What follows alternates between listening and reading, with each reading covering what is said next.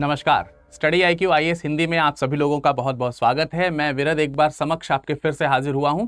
दोस्तों, history on map series लगातार अपने अगले एपिसोड की तरफ बढ़ती चली जा रही है और इसमें काफ़ी पिछले कुछ लगातार 4-5 लेक्चर्स में मैंने आप लोगों को मैप के थ्रू साउथ इंडियन हिस्ट्री, जो कि आपके लिए काफ़ी टिपिकल रही है, आपने सब लोगों ने कॉमेंट सेक्शन में बताया कि हमें ये हमेशा से याद नहीं रही, लेकिन जब आप मैप में पढ़ते हैं तो आप उसको बहुत अच्छी तरीके से याद कर पा रहे हैं। तो ये जो आप लोगों ने कृतज्ञता प्रकट की है उसके लिए बहुत बहुत धन्यवाद। और इसी तरीके से अपना प्यार बनाए रखिएगा। इस एपिसोड में भी अधिक से अधिक लोग जुड़िएगा। जुड़ने के लिए आपको शेयर करना है मैक्सिमम लोगों तक।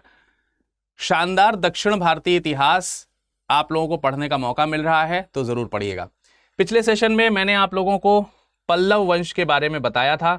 आज मैं उसी सेशन को और आगे बढ़ाते हुए चोल राजवंश के ऊपर आपको लेकर के चलूंगा।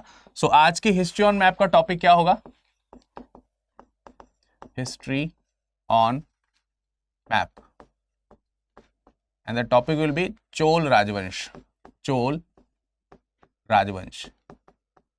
देखिए, जब हम चोल राजवंश की बात कर रहे हैं तो आप चोल पहले भी पढ़ चुके हैं, चोल चेर पांड्य। तब हम लोगों ने संगम वंश पढ़ा था, लेकिन संगम युग के बाद अब जो है आधुनिक यानी कि नवीं शताब्दी के आसपास आप देखेंगे, 9th सेंचुरी में देखेंगे तो संगम युग फिर से चोल जो शासन है वो फिर से रीस्टैब्लिश होगा। तो वो रीस्टैब्लिशमेंट की कहानी हम लोग आज यहाँ पर पढ़ रहे होंगे। एंड बिफोर दैट मैं आपको बता दूं कि संगम युग के बाद जो राजनीतिक पुनरुत्थान है जो नवीं शताब्दी में हुआ, उसके पीछे जिनको विशेष कारक माना जाता है वो है विजयालय या विजयालय प्रथम। चोलों के बारे में कहा जाता है कि चोल इससे पहले पल्लवों के सामंत हुआ करते थे, यानी कि इससे पहले पल्लवों का इन क्षेत्रों पर कहीं ना कहीं डोमिनेंस रहा था और पल्लव जो है वो ज्यादा प्रभावशाली रहे थे चोल से। लेकिन धीरे धीरे पल्लवों का पतन हुआ, उस दौरान पांड्यों का भी पतन हुआ। तो फिर जो चोल सामंत थे, जो पल्लवों के चोल सामंत थे, उन चोलों ने जब पांड्यों को दुर्बल होते हुए देखा तो उनकी दुर्बलता का फायदा उठा करके वो स्वतंत्र होने के लिए उत्सुक हुए। फिर उन्होंने अंतिम जो पल्लव शासक है उनको भी दुर्बल ही पाया और उनको भी हरा करके अपना स्वतंत्र चोल राज्य जो स्टैब्लिश करने का प्रयास जो था वो आगे बढ़ाया। फिर धीरे धीरे करके उन्होंने राष्ट्रकूट राजवंश, गंग राजवंश, चालुक्य, इन सबको पराजित करना शुरू कर दिया और साम्राज्य का विस्तार किया। तो just have a look before starting this. मैं आप लोगों को यहां पर एक साम्राज्य बना करके दिखा देता हूं एक बार। जैसे मान लेते हैं कि ये दक्षिण भारत का जो आप नक्शा बनाते हैं, इस दक्षिण भारत के नक्शे में, और ये हमारा दक्षिण भारत का राज्य जो है वो यहां पर बनना शुरू हो जाएगा। ठीक है, तो ये चीजें हो गई। अब देखिए, ये चोल राजवंश है। इस चोल राजवंश में हम लोग यहां पर सारी चीजें पढ़ रहे हैं। इसको हम डुप्लीकेट भी बना लेते हैं जिससे कि आगे के जो नक्शे हैं वो हमारे काम के रहें। और फिर इसमें हम ये राजवंश खास जरूरत यहाँ पर है नहीं। अब जरा देखिए, अगर हम इस पूरे के पूरे मैप को थोड़ा सा ऊपर कर दें तो आपका काम थोड़ा ज्यादा इजी हो जाएगा, आपको ज्यादा चीजें दिख जाएंगी यहाँ से, क्योंकि यहाँ पर हम जो है श्रीलंका इत्यादि को भी बना सकते हैं। ठीक है, यहाँ पर जो है ये श्रीलंका बन जाता है आपका। ठीक है, सो जरा देखिए, यहां पर मैंने आपको बताया कि पहले क्या था। पहले आपको मालूम है कि ये जो दक्षिण भारत का क्षेत्र है इस पे पल्लव जो हैं, पल्लवों की राजधानी कांची हुआ करती थी, आपको मालूम है ना। पल्लव, यहां पर पल्लव हैं, यही नीचे चोल हैं, इन जगहों पर ये चोल हैं यहां पर। ठीक है, यहां पर नीचे जो है आपको पांड्य देखने को मिलेंगे, पांड्य, यहां पर पांड्य हैं। इसके अलावा अगर आप पश्चिमी गंग की बात करते हैं तो यहां कहीं पे आपको पश्चिमी गंग मिलेंगे, गंग वंश, पश्चिमी गंग वंश आपको यहां पर देखने को मिलेगा।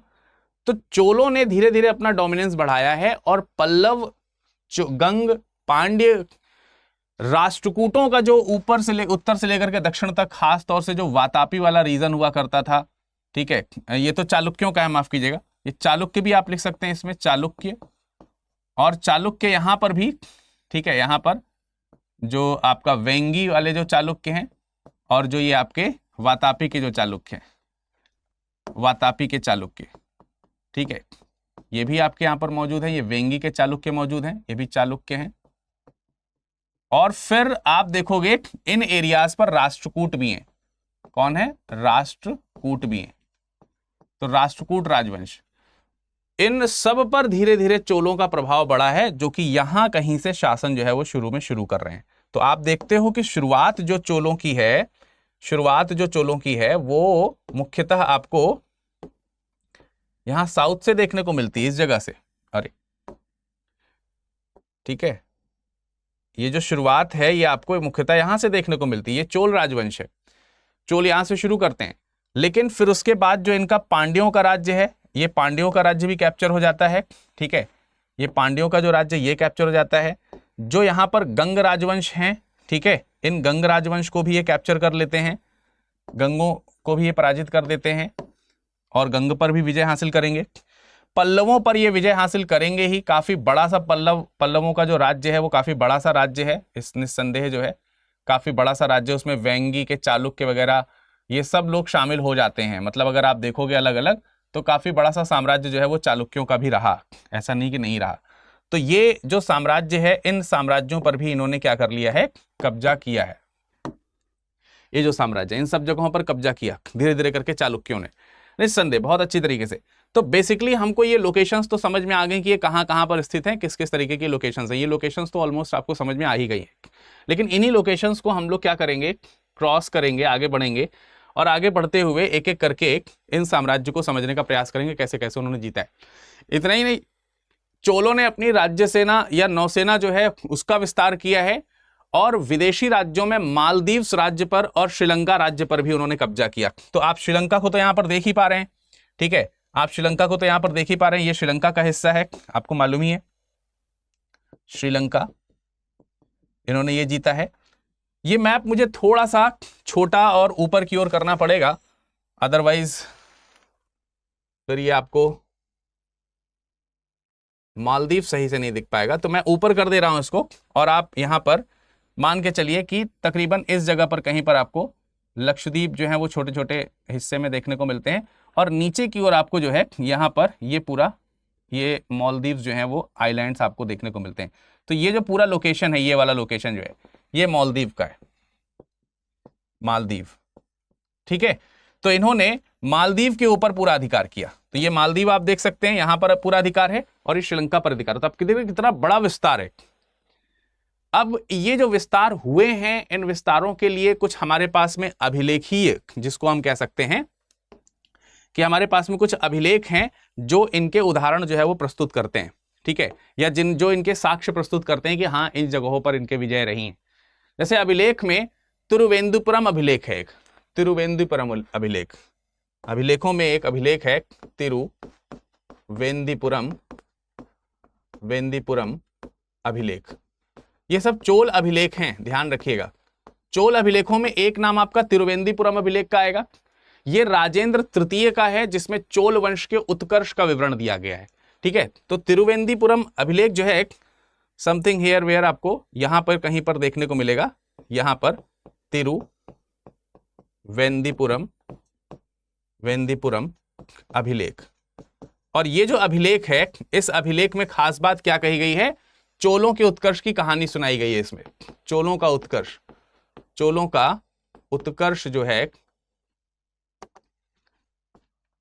जो है वो किस प्रकार से हुआ, इसके बारे में आपको यहां पर देखने को मिलता है, चोल उत्कर्ष के बारे में। इसके अलावा इसमें होयसलों के प्रति कृतज्ञता भी प्रकट करी गई है। होयसल जो शासक हैं, होयसलों के प्रति कृतज्ञता यहां पर प्रकट की गई है। कुछ होयसल शासकों ने, भी आगे पढ़ेंगे, होयसल शासकों ने चोलों का जो है वो साथ दिया था। वो क्यों साथ दिया था उसके ऊपर भी हम लोग आगे चर्चा करेंगे। यहीं पर आपको होयसल साम्राज्य देखने को मिलेगा, इस जगह पर। ये हेलबिड इनकी राजधानी हुआ करती थी, कर्नाटक के पास में आप देखोगे तो ये होयसल राज्य आपको देखने को मिलेंगे। ठीक है, होयसल राज्य भी आपको इसी जगह पर ऐसे देखने को मिलेगा। हेलबिड जो है वो इनकी राजधानी हुआ करती थी। तो ये जो राज्य है, ये जिसको हम होयसल कह रहे हैं, होयसल, तो होयसलों ने इनका साथ दिया है। ये चीज आपको यहां पर ध्यान रखना है। इस लेख से हमको पता चलता है फिर एक अभिलेख है जिसका नाम है मणिमंगलम अभिलेख। तो एक अभिलेख ये हो गया, दूसरा अभिलेख है मणिमंगलम अभिलेख। अब ये जो मणिमंगलम अभिलेख है ये आपको कांचीपुरम के पास ही देखने को मिलेगा। ठीक है, ये जो आपका अभिलेख है ये मान के चलिए कि यहां पर कांची जगह है, कांचीपुरम। ठीक है, और इसी कांचीपुरम के पास में ही आपको मणिमंगलम अभिलेख देखने को मिलेगा, मणिमंगलम अभिलेख। ठीक है, अब देखिए ये जो मणिमंगलम अभिलेख है ये राजाधिराज प्रथम की विजयों के बारे में वर्णन करता है। राजाधिराज प्रथम। ठीक है, इनकी जो विजय हैं, विक्ट्रीज जो हैं, इनके बारे में यहां पर उल्लेख किया गया है। ये दो अभिलेख हो गए। तीसरा जो अभिलेख है वो तिरुवालुंगाडु में है। तिरुवालुंगाडु जो है, तिरुवालुंगाडु अभिलेख है, और ये अभिलेख भी आपका तमिलनाडु में है। और ये तमिलनाडु में एक जगह पड़ती है तिरुवल्लूर जगह पड़ती है तमिलनाडु के उत्तरी हिस्से में, वहां पर आपको ये अभिलेख देखने को मिलेगा। तो मान के चलिए कि तमिलनाडु का हिस्सा आपका तकरीबन यहां तक कहीं तक आ रहा है, यदि अगर तो यहां पर कहीं आपको तिरुवालुंगाडु अभिलेख जो है आपको देखने को मिलेगा तिरुवल्लूर। ठीक है, अब ये जो अभिलेख है इसमें भी विजयों का वर्णन किया गया है, लेकिन इसमें राजराज प्रथम की विजय है। किसकी? राजराज प्रथम, इनकी विजय का वर्णन यहां पर किया गया है। और इनकी विजयों में बताया गया कि इन्होंने श्रीलंका विजय किया, श्रीलंका विजय। तो ये जो श्रीलंका वाला पोर्शन है ये राजराज प्रथम ने यहां पर जीता हुआ है, इसके बारे में वर्णन एक तो मिलता है। दूसरा ये मिलता है कि इसी समय राजेंद्र प्रथम ने गंगा घाटी अभियान किया है। राजेंद्र प्रथम जो हैं इन्होंने गंगा घाटी अभियान किया, गंगा घाटी अभियान इन्होंने किया हुआ है। ठीक है, तो गंगा घाटी अभियान आपको नॉर्थ में मिलेगा, पूर्वी प्रदेशों में जहां गंगा जा करके समुद्र में मिलती है वहां के कुछ प्रदेश इन्होंने जीते हैं, उसके बारे में भी आगे चर्चा करेंगे। तो ये चीज है। इसके अलावा इसमें यह भी लिखा हुआ है कि समुद्र पार करके दक्षिणी एशियाई जो देश हैं, यहां पर जो आप मलय प्रदेश देखते हैं, जो यहां पर इस जगह पर ऐसे करके, ठीक है, इधर के जो आपको छोटे छोटे आइलैंड ग्रुप्स देखने को मिलते हैं, जो इधर इन जगहों पर ये जो इलाके हैं जिनको आप बोलते हैं दक्षिणी एशियाई द्वीपीय देश, इन द्वीपीय देशों पर भी राजेंद्र प्रथम ने जो है अपनी विजय हासिल करी है। इस कप का वर्णन हमको देखने को मिलता है। फिर उसके बाद एक और अभिलेख है जो कि तंजावुर में स्थित है, करंडई अभिलेख उसको बोलते हैं, करंडई अभिलेख। बेसिकली ये अभिलेख जो है वो ताम्रपत्र है, कॉपर प्लेट इंस्क्रिप्शन है ये करंडई अभिलेख। और इसमें भी राजेंद्र प्रथम जो है, राजेंद्र प्रथम जो है इनका लंका विजय जो है, लंका विजय, इसके बारे में यहां पर लिखा गया है। ठीक है, विजय ये करंडई अभिलेख में लिखा गया है। और ये करंडई अभिलेख जो है ये कहां पर है? ये तंजावुर में है। तंजावुर में पुत्तूर एक गांव पड़ता है तंजावुर में। तंजौर जो जगह आप देखते हो, यहां कहीं पर तंजौर जगह है, यहां कहीं पर तंजौर या तंजावुर जगह है, जहां पर आप देखेंगे करंडई अभिलेख है, करंडई ताम्रपत्र अभिलेख आपको देखने को मिलता है। तो यहां पर लंका विजय के बारे में आपको एक पॉइंट मिलेगा। फिर उसके बाद उत्तर मेरू अभिलेख उत्तर मेरू में ही पड़ता है, तमिलनाडु के उत्तर मेरू में। इसमें परांतक प्रथम के बारे में, ठीक है, तो उत्तर मेरू समथिंग हियर वेयर यहां पर मान लेते हैं पड़ता है। ठीक है, उत्तर मेरू, ठीक है, तमिलनाडु में ही है। और तमिलनाडु के उत्तर मेरू में आप देखेंगे कि जो चोल शासक हैं, परांतक प्रथम ये चोल शासक है। इसके समय में यह बताया गया कि चोल ग्राम व्यवस्था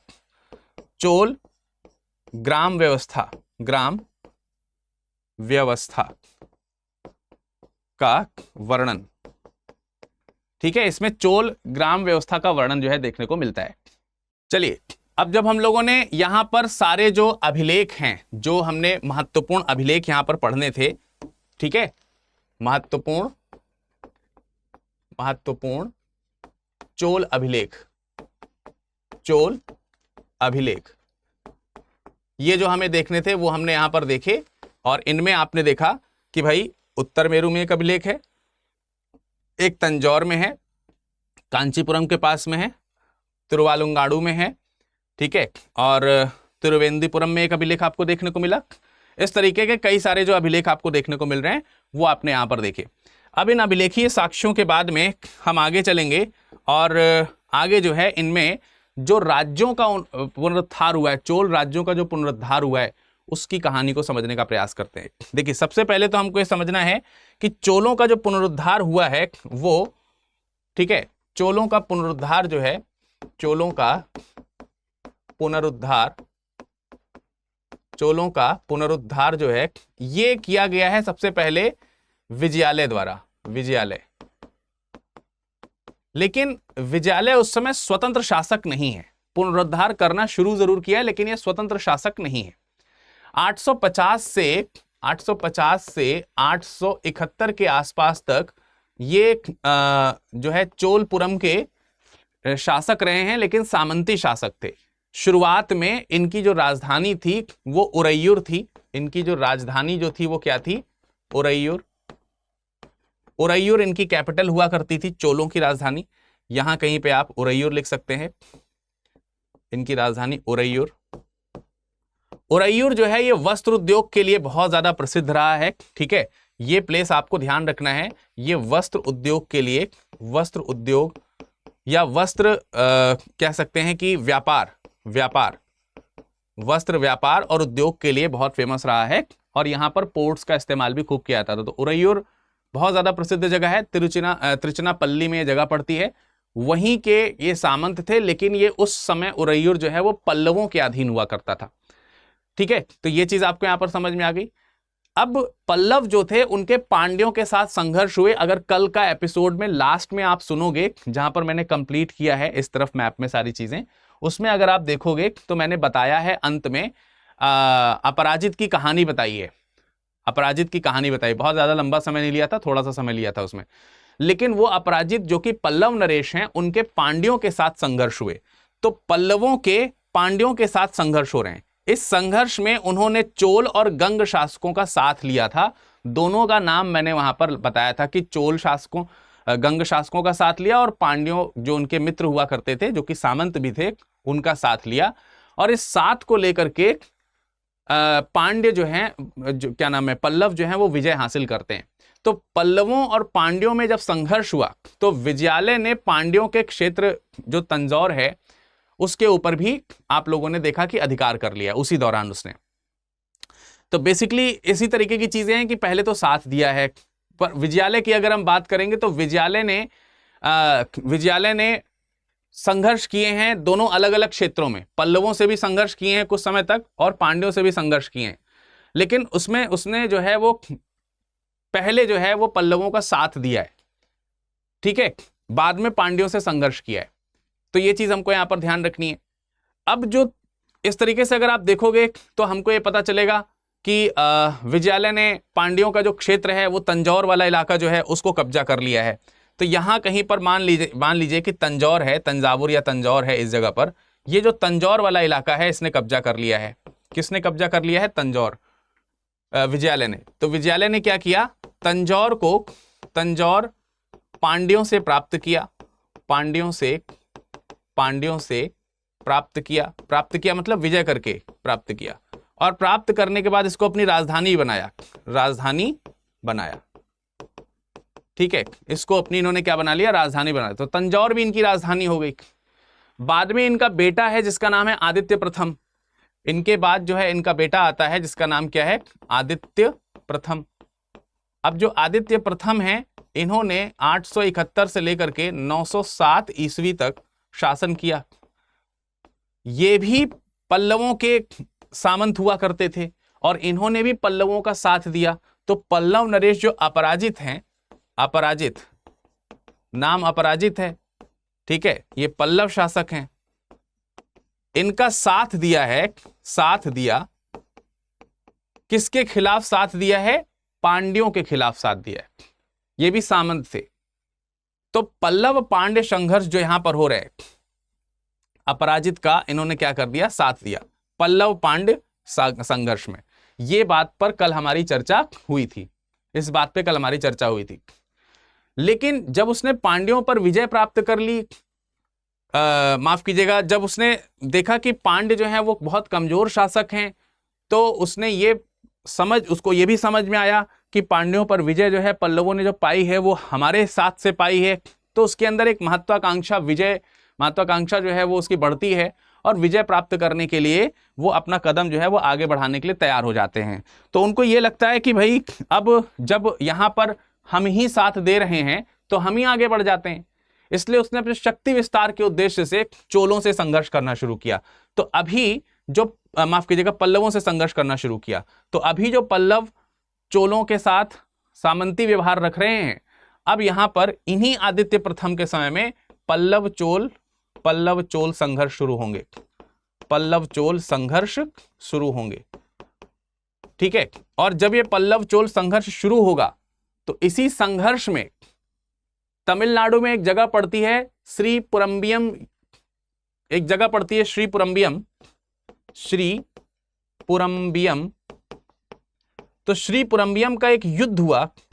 इस युद्ध में उसने अपने साथी, जिसका पहले साथ दिया था अपराजित का, उसी को पराजित किया। और 890 के इस युद्ध में आप देखेंगे अपराजित जो हैं वो पराजित हुए, हार गए और मारे गए। तो इस प्रकार से ये जो आदित्य प्रथम है, इसने पल्लवों के ऊपर भी कंट्रोल हासिल कर लिया है अपराजित को मार करके। और पल्लवों का जो स्थान था, जो राजधानी कांचीपुरम थी, उसे तोंड मंडलम के नाम से भी जाना जाता था। तो उसने तोंड मंडलम पे क्या कर लिया? अधिकार कर लिया। तोंड मंडलम जो है उस पर क्या कर लिया? अधिकार कर लिया। तब आप देखते क्या हैं कि इस तरीके से अगर आप देखेंगे कि चोल जो हैं वो पल्लवों के ऊपर संघर्ष आरोपित करते हैं, और इनका जो ये कैपिटल रीजन है, ठीक है, इस कैपिटल रीजन पर क्या कर लेते हैं? अधिकार कर लेते हैं। तो ये चीज आपको यहां पर समझ में आई। और ये किसके समय में हुई? आदित्य प्रथम के समय में हुई। ये घटना आदित्य प्रथम के समय में घटित हुई। यहां तक बात सबको समझ में आ गई, हाँ या नहीं? अब देखिए, अब इनके पास में साउथ में पांड्य बचे हैं, वेस्ट में गंग बचे हैं। तो इन लोगों ने गंग के ऊपर भी आक्रमण करना शुरू किया। तो बाद में इसी आदित्य प्रथम ने, यहीं पर लिख देता हूं, इन्होंने पश्चिमी गंग जो है, पश्चिमी गंगों को अधीन बनाया मतलब गंग जो है वो इनके सामंत हो गए। अब जो पहले साथ देते थे पल्लवों का, वो गंग अब इनके अधीन हो गए। पांड्यों से इन्होंने दक्षिण तमिलनाडु में कोंगू का जो हिस्सा है, पांड्य जो हैं इनसे कोंगू का हिस्सा जीत लिया है, कोंगू जीता, ठीक है। तो कोंगू जो रीजन है, कोंगू रीजन, ठीक है, कोंगू, इस पर विजय इन्होंने प्राप्त कर ली है पांड्यों से। कोंगू का रीजन जो है इन्होंने प्राप्त कर लिया है, कोंगू प्रदेश जीत लिया है। और जो चेर हैं, चेर जो जिनको हम लोग केरल पुत्र कह सकते हैं, जिनका इस तरफ जो है शासन हुआ करता था, चेर, यहां पर चेर शासक हैं, ठीक है। यहां पर कौन है?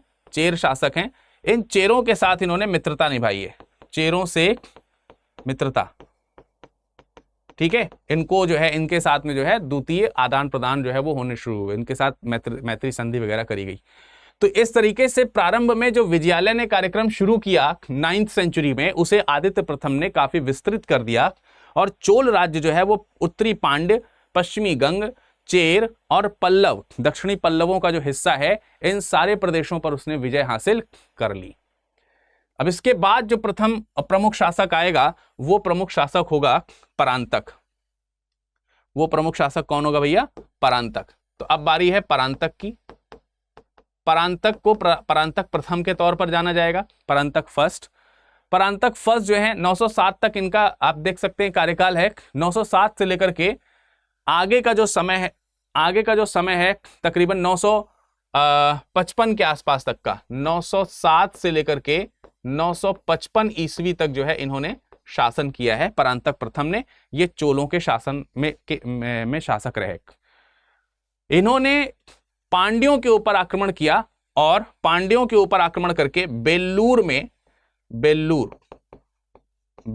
में इन्होंने एक युद्ध किया। तो पांड्यों पर बेल्लूर युद्ध जो है इन्होंने आरोपित किया है। और यह युद्ध हुआ है 915 में, 915 में, 915 ईस्वी में। इस युद्ध में पांड्यों की हार हुई है। इसके अलावा अब हार क्या हुई है, पांड्य और सिंघल जो सेना है वो एक साथ जो है वो परांतक को पराजित करने के लिए एकजुट होते हैं। तो पांड्य शासकों ने क्या किया था, इन पांड्यों ने श्रीलंका को सिंघल बोलते हैं, श्रीलंका को क्या बोलते हैं, सिंघल प्रदेश। तो ये जो सिंघल प्रदेश है, इन दोनों ने कंबाइंड आर्मी बना करके चोलों के ऊपर आक्रमण किया। लेकिन इस बेल्लूर के युद्ध में पांड्यों और सिंघलों को पराजित किया गया है, सिंघल एक साथ पराजित किया है दोनों को। अब क्योंकि यहां पर पांड्य जो हैं वो पराजित हुए, तो इनकी राजधानी जो मदुरई हुआ करती थी, पांड्यों की राजधानी हुआ करती थी मदुरई, इनकी राजधानी क्या थी, मदुरई जो है इनकी कैपिटल होती थी। तो इन्होंने मदुरई पर विजय कर ली, मदुरई पर क्या किया, इन्होंने विजय हासिल कर लिया। मदुरई पर विजय हासिल करने के पश्चात एक उपाधि ली जिसका नाम हुआ मदुरई कोंडम। मदुरई कोंडम की उपाधि मदुरई पर विजय हासिल करने के बाद परांतक प्रथम ने ही ली है। फिर जो थोड़े बहुत पल्लव बचे रह गए थे, थोड़ी शक्तियां जो पल्लवों की बची रह गई थी, वो पल्लवों की शक्ति को भी इसने समाप्त कर दिया।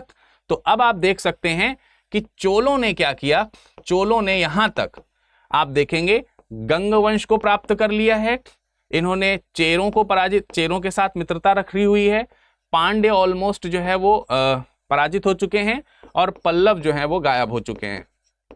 ये सब जगहों पर इन्होंने कब्जा कर लिया है। तो आप लोकेशन में देख सकते हैं इन जगहों पर इन्होंने जो है वो विजय हासिल करी हैं, ये शक्तियां प्राप्त करी हैं। तो दक्षिण भारत का जो पूरा हिस्सा है वो चोलों के पास आ गया है। लेकिन कहानी फिर भी अभी बाकी है। क्यों बाकी है? क्योंकि जिस समय ये सब चोल जो हैं वो दक्षिण भारतीय राज्यों को पराजित करके अपने राज्य विस्तार कर रहे थे, उसी समय राष्ट्रकूट शासक हुए कृष्ण तृतीय। उन्होंने गंगों के ऊपर, उत्तरी गंग प्रदेश के ऊपर, राष्ट्रकूटों ने उत्तरी गंग प्रदेश के ऊपर आक्रमण करने शुरू किए और गंगों को पराजित करके उनके ऊपर अपनी अधीनता थोप दी। यानी गंग जो हैं, अब वो उत्तरी गंग के जो लोग हैं वो राष्ट्रकूट शासक कृष्ण तृतीय के अधीन हो गए। फिर जब कृष्ण तृतीय जो राष्ट्रकूट शासक है, राष्ट्रकूट शासक एक है कृष्ण थर्ड ने क्या किया, राष्ट्रकूट शासक कृष्ण थर्ड ने गंगों के ऊपर आक्रमण किया। गंग जो है जब पराजित हो गए तो यहां से इनका दक्षिणी पश्चिमी हिस्से में प्रभाव बढ़ा और इन्होंने चोलों के साथ संघर्ष करने शुरू किए, क्योंकि चोलों का प्रभाव भी गंग प्रदेश के ऊपर था, दक्षिणी गंग के ऊपर, दक्षिणी पश्चिमी गंग प्रदेश जो है। अब इसीलिए इस वर्चस्व को देखते हुए 949 ईस्वी में कृष्ण तृतीय ने इनके साथ एक युद्ध किया। किनके साथ? परांतक प्रथम के साथ में। ठीक है, तो आपको ध्यान रखना है इनके समय में कृष्ण तृतीय जो हैं, जो कि राष्ट्रकूट शासक हैं, ये राष्ट्रकूट शासक कृष्ण तृतीय ने युद्ध किया है किसके साथ? परांतक के साथ। और परांतक प्रथम का बेटा है जो कि युवराज है, ठीक है, जो कि क्या है? युवराज है, जिसका नाम है राजादित्य। जिसका नाम क्या है? राजादित्य। यह भी युद्ध करने के लिए गया है, लेकिन ये बेटा राजादित्य जो है ये मारा गया। ये क्या हुआ? मारा गया युद्ध में। और परांतक प्रथम की इसमें हार हुई। इसमें चोल पराजित हुए। ठीक है, इसमें चोल जो है, कृष्ण तृतीय जो है ये विजेता हुआ और चोल पराजित हुए। चोल क्या हुए? पराजित हुए। तो जब चोल पराजित हुए तो इसी विजेता कृष्ण तृतीय ने, क्योंकि चोलों को हराया था, उन्होंने तोंड मंडलम पर अधिकार रखा था चोलों ने, तो तोंड मंडलम अब जो है वो किसके पास चला गया? चोलों के पास चला गया। और इस तरीके, माफ कीजिएगा, राष्ट्रकूटों के पास चला गया। तो इन्होंने तोंड मंडलम पर क्या कर लिया, तोंड मंडलम जो कि पहले पल्लवों के पास था, पर अधिकार क्या कर लिया, पर अधिकार कर लिया। तो इस तरीके से आप देख सकते हैं कि चोलों पर एक तरीके से जो यहां विजयालय से कहानी शुरू हो रही थी और जिसको परांतक प्रथम ने बढ़ाया भी, लेकिन बाद में जो है वो नष्ट हो गया। तोंड मंडलम तक आगे राष्ट्रकूटों का तकरीबन 30 साल तक शासन रहा। 30 साल तक कोई वीर शासक चोलों में दिखा नहीं, लेकिन अंत में चल करके सुंदर चोल, जिसको परांतक द्वितीय के नाम से जाना जाता है, वो रीएस्टैब्लिश करने लगे। और उसी के बाद उनका एक बेटा है जिनका नाम है अरिमोलीवर्मन। अरिमोलीवर्मन जो हैं उन्होंने फिर से रीएस्टैब्लिश किया चोल साम्राज्य को, और यही आगे चल करके राज प्रथम के नाम से शासन करते हैं, अरिमोलीवर्मन। ठीक है, तो अब हम आगे अरिमोलीवर्मन यानी राज प्रथम के बारे में जानेंगे। तो देखिए, अब राज प्रथम के बारे में जान लेते हैं। राज प्रथम, क्योंकि मैंने बताया कि जो परांतक प्रथम थे उसके पश्चात तकरीबन 30 साल तक चोलों के ऊपर दबदबा कायम रखा है राष्ट्रकूटों ने, तो राज प्रथम जो है आगे चल करके 985 के आसपास जो है वो शासन संभालना शुरू करते हैं। तो 985 से लेकर के 1014 एडी के आसपास तक, ईस्वी के आसपास तक आप इनका शासन देखते हो, और इसमें उन्होंने पुनरुद्धार करना शुरू किया है। इसीलिए राज प्रथम को वास्तविक संस्थापक माना जाता है, वास्तविक पुनर्स्थापक किसका, चोल साम्राज्य का। जबकि आपने देखा कि विजयालय ने रीएस्टैब्लिश किया था, लेकिन उसके बाद परांतक प्रथम के समय में शक्ति क्षीण हो गई थी, उसे वास्तविक रूप में दोबारा लेकर के आने का काम राज प्रथम ने किया। राज प्रथम अपने राज्याभिषेक के 9वें वर्ष अपने सामरिक प्रसार के महत्व को बढ़ाना शुरू करते हैं, और उन्होंने अपने प्रसार को बढ़ाते हुए बहुत सारे जो राज्य हैं, जिसमें आप केरल का नाम ले लीजिए, यानी पश्चिमी जो आपके चेर हैं इनका नाम ले लीजिए, गंग वंश का नाम ले लीजिए जो पश्चिमी गंग आपको यहां पर दिख रहे हैं, पांड्यों का नाम ले लीजिए जो दक्षिण में आपको विस्तृत दिख रहे हैं, सिंघल प्रदेश को देख लीजिए जो कि श्रीलंका में आपको देखने को मिलेगा। इसके अलावा जो मालदीव्स का इलाका यहां पर जो था, वो मालदीव्स वगैरह सब के ऊपर इन्होंने क्या कर लिया, कब्जा कर लिया। तो इस वाले मैप को भी मैं थोड़ा ऊपर बनाना चाहूंगा, क्योंकि यहां पर मालदीव की बात होगी अभी। ठीक है, तो आप यहां पर समझ सकते हैं कि यहां कहीं पर एकदम दक्षिण में आप देखेंगे, ये जो पूरा जो आइलैंड एरिया है हमारा, ये जो आइलैंड एरिया है ये मालदीव है, ये मालदीव है। ठीक है, तो मालदीव पर अधिकार किया है। मालदीव और श्रीलंका जो है ये सब इनके हाथ में चला गया है। जो आप मालदीव की बात करें, श्रीलंका की बात करें, सिंघल प्रदेश जिसको कहते हैं, ये सब इन्होंने जीता। तो ये जो राज प्रथम है, ये दक्षिण भारत का बहुत बड़ा सा हिस्सा एक्वायर करता है, रीएस्टैब्लिश करता है इसको। इनमें सबसे पहला अभियान जो किया गया है वो केरल के साथ किया गया है। प्रथम अभियान जो आप देखते हैं वो केरल के साथ में। केरल के राजा हुआ करते थे राजा रवि वर्मा, राजा रवि वर्मा। तो राजा रवि वर्मा को इन्होंने क्या किया है, पराजित किया। राजा रवि वर्मा को पराजित करके केरल वाला जो प्रांत है, केरल पुत्त वाला जो इलाका है, उस केरल पुत्त वाले इलाके को इन्होंने जीत लिया है। और एक उपाधि धारण करी है कांडलूर शलैक कमलम मस्त, शलैक मलम मरुत, शलैक मलम मरुत,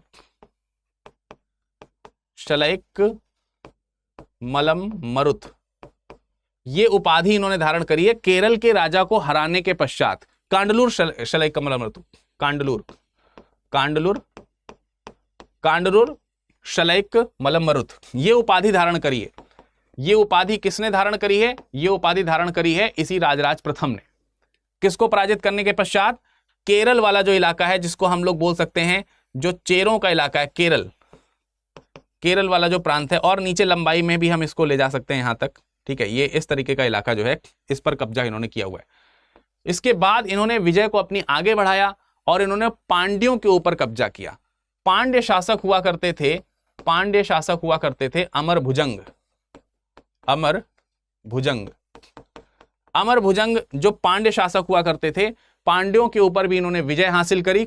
ठीक है, और इन्हीं पांड्यों को पराजित करने के पश्चात, ये जो पांड्य शासक अमर भुजंग थे, इनको पराजित करने के पश्चात जयगोंडम की उपाधि धारण करी, जयगोंडम। ठीक है, जयगोंडम की इन्होंने क्या धारण करी, उपाधि धारण करी। तो अब पांड्य भी कब्जे में आ गए और केरल वाला हिस्सा भी इनके कब्जे में हो गया। दोनों चीजें आपने मैप में देख ली। फिर उसके पश्चात सिंघल प्रदेश में राजा हुआ करते थे महेंद्र पंचम। ठीक है, तीसरा हिस्सा आपका सिंघल प्रदेश का है। और सिंघल प्रदेश कहां पर है ये मैंने आपको पहले ही बताया। सिंघल प्रदेश ये वाला जो आपका हिस्सा है इसको हम लोग सिंघल बोलते हैं, सिंघल प्रदेश। ये जो सिंघल प्रदेश है इसके राजा हुआ करते थे महेंद्र पंचम। क्या नाम था इनका, महेंद्र फिफ्थ। महेंद्र फिफ्थ जो थे इन्होंने चोलों के खिलाफ पांड्यों को सहायता दी थी, क्योंकि मैंने पहले भी बताया कि पांड्य और चोल पहले भी एक बार साथ हो, पांड्य और सिंघल जो है वो पहले भी एक बार साथ हो चुके थे। तो क्योंकि पांड्य और सिंघल ने आपस में मित्रता करी थी, या यूं कह सकते हैं सिंघल प्रदेश ने पांड्यों का साथ दिया था चोलों के खिलाफ, इसलिए इसको दंडित करने के लिए चोलों ने क्या किया, सिंघल प्रदेश के ऊपर आक्रमण किया। और सिंघल प्रदेश पे आक्रमण करके उत्तरी सिंघल का जो हिस्सा है, उत्तरी सिंघल का जो हिस्सा है, उत्तरी सिंघल, इस उत्तरी सिंघल को इन्होंने जीत लिया। उत्तरी सिंघल जीता, इनको हरा करके क्या किया, उत्तरी सिंघल जीता। उत्तरी सिंघल को जीतने के बाद इन्होंने एक उपाधि धारण करी जिसका नाम हुआ सिंघलांतक। सिंघलांतक की उपाधि। ना सिर्फ सिंघलांतक की उपाधि धारण करी बल्कि उत्तरी सिंघल का जो प्रदेश है उस प्रदेश का नाम जो है रख दिया गया है, उत्तरी सिंघल को कहा गया है मामुंडी चोलपुरम। ये जो उत्तरी सिंघल है इस उत्तरी सिंघल को ही क्या कहा गया, मामुंडी चोलपुरम। ठीक है, अब ये जो हिस्सा है ये मामुंडी चोलपुरम के नाम से जाना गया।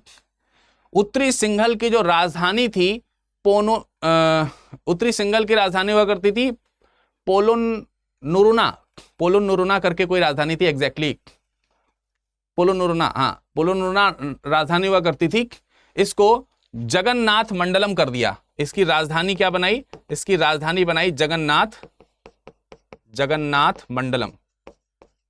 ठीक है, तो ये आपको ध्यान रखना है। ये नॉर्दर्न हिस्सा जो है वो किसने जीत लिया है, वो सिंघल प्रदेश को पराजित करके राजराज प्रथम ने जीत लिया है। तो ये जो हिस्सा है, ये हिस्सा आप इसको डिफरेंट कलर में भी कर सकते हो चाहो तो।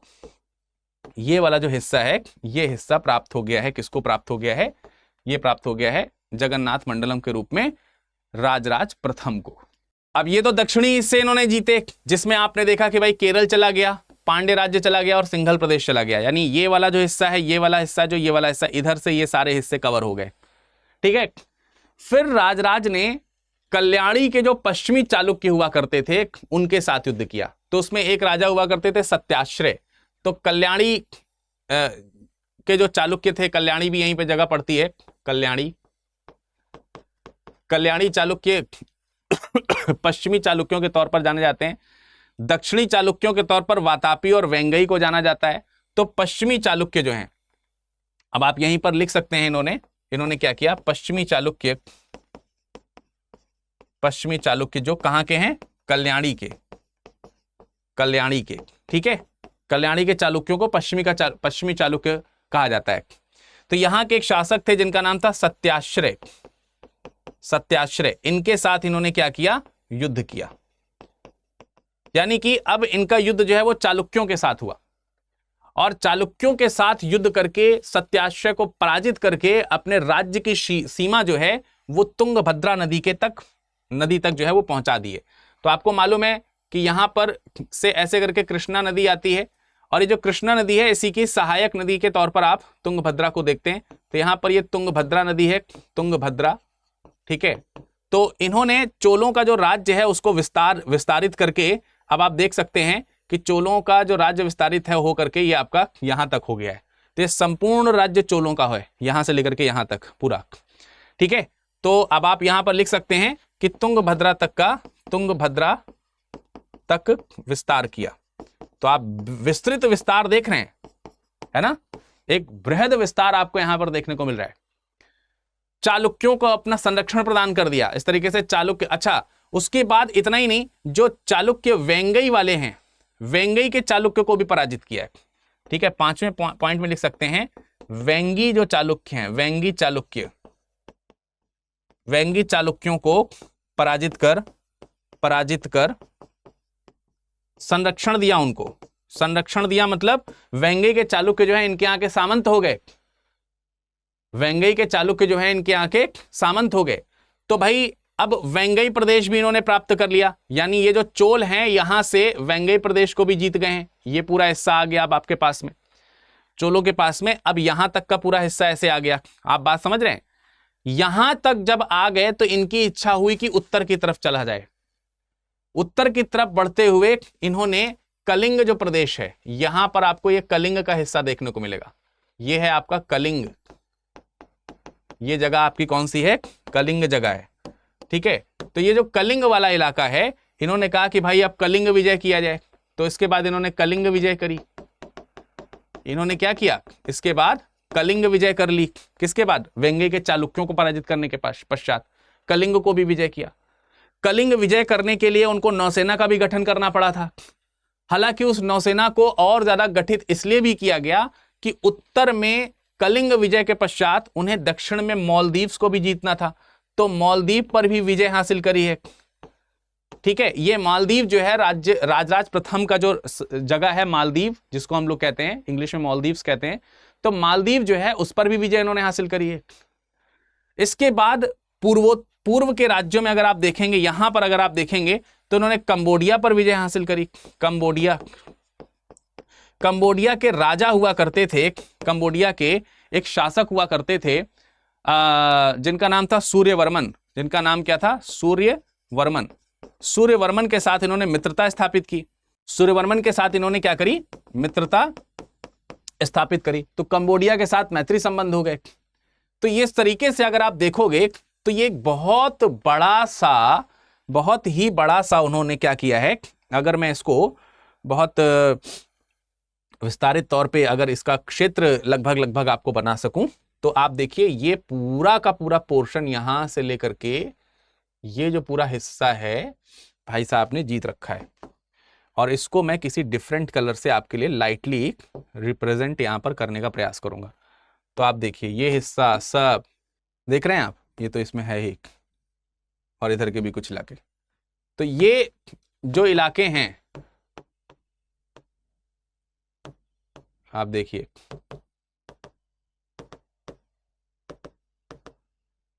ये जितने भी इलाके आप देख रहे हैं ये सब इन्होंने कैप्चर कर लिए हैं। थोड़ा मैंने डार्क तो इसमें कर ही लिया, ठीक है। तो भाई ये चोल जो है यहां तक फैल गए। ये जो मोस्टली आपको यहां पर अब डार्क इलाका आपको जो दिख रही है, ये है चोल राज्य का विस्तार।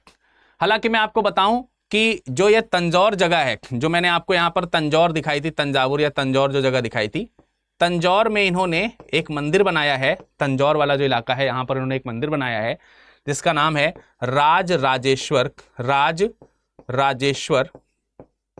शिव मंदिर है। ये शिव मंदिर इन्होंने बनवाया है। मैं आपको ये मंदिर दिखा भी सकता हूं, आप देखिए कितना शानदार टेम्पल है ये राजराजेश्वर मंदिर है तंजौर में। ये शिव मंदिर उन्होंने बनाया है। इसके अलावा पूर्व में शैलेंद्र वंशी शासक हुआ करते थे जिनका नाम था श्रीमार विजयोतुंग वर्मन। तो श्रीमार विजयोतुंग वर्मन के द्वारा एक चूड़ामणि बौद्ध विहार बनवाया गया था। उस चूड़ामणि बौद्ध विहार के लिए इन्होंने एक गांव जो है वो दान दिया है। अनईमंगलम नाम का, तमिलनाडु में अनईमंगलम नाम का एक गांव दान में दिया है, और वो राज्य विहार बनवाने के लिए दिया गया था। इससे हमको ये पता चलता है कि धार्मिक दृष्टिकोण से अगर आप देखेंगे तो राजराज प्रथम जो हैं ये क्या हैं, ये एक प्रकार से धार्मिक सहिष्णु राजा हैं।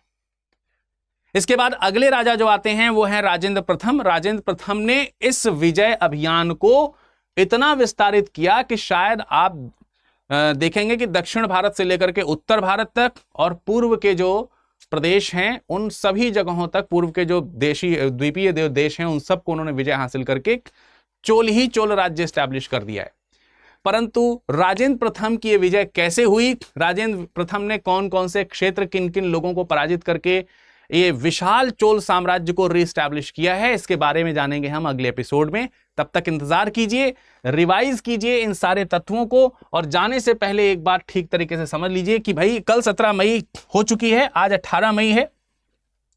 अभी आपको मैं ये बता दूं कि ये जो 17 मई से जो बैच शुरू होना था, ये शुरू हो चुका है सक्सेसफुली। सुबह 8 बजे से बैच शुरू हो चुका है। अगर आप इस बैच को ज्वाइन करना चाहते हैं तो आप विरद लाइव कोड का इस्तेमाल करके इस बैच को ज्वाइन कर सकते हैं। ये बैच आपको 27,999 मिल जाएगा। इसमें 18 किताबों का सेट आपके घर तक पहुंचाया जाएगा, यानी कोर्स के साथ आपको किताबें भी मिलेंगी, उसके लिए भटकना नहीं पड़ेगा। इसके अलावा प्रीलिम्स की स्पेशल तैयारी इसमें कराई जाएगी, मेंस की बाद में स्पेशल तैयारी कराई जाएगी, और इंटरव्यू की स्पेशल तैयारी कराई जाएगी, वो भी निःशुल्क। ठीक है। जबकि P2I बैच में आप जीएस को प्रीलिम्स और मेंस के पॉइंट ऑफ व्यू से लगातार पढ़ते हैं with test series, daily answer writing, question चीजें आपको मिलेंगी, और मेंटोरशिप की सुविधा भी आपको इसमें मिल रही होगी। तमाम सारी अद्वितीय सुविधाओं के साथ ये बैच जो है 17 मई से शुरू हो चुका है सुबह 8 बजे। अभी भी इसमें एडमिशन ओपन है, जल्दी से आप इसमें एडमिशन ले सकते हैं। 2025 को अगर आप टारगेट कर रहे हैं तो ये बहुत क्रूशियल टाइम है आपके लिए। तुरंत और बिना समय गंवाए आप इसमें एडमिशन लें। ठीक है। तो विरद लाइव कोड का इस्तेमाल करना ना भूलिएगा, और साथ ही साथ इस लेक्चर की पीडीएफ जो है आप मुझसे प्राप्त कर सकते हैं हमारे टेलीग्राम से, जो कि है virad.dubey, या फिर आप हमसे कांटेक्ट करना चाहते हैं तो इसी नाम से आप हमें इंस्टाग्राम, ठीक है, ये हमारा टेलीग्राम है, टेलीग्राम भी यही है और इंस्टाग्राम भी यही है, इसी नाम से आप सर्च करोगे, और इसी के आगे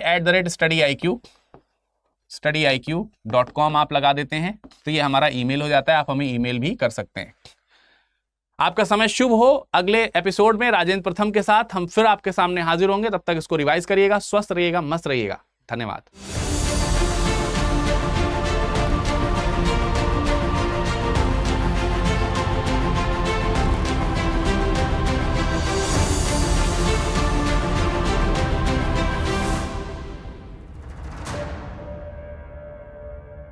हिंदी में यूपीएससी की तैयारी से संबंधित प्रोग्राम्स को देखने के लिए सब्सक्राइब करें स्टडी IQ IAS हिंदी।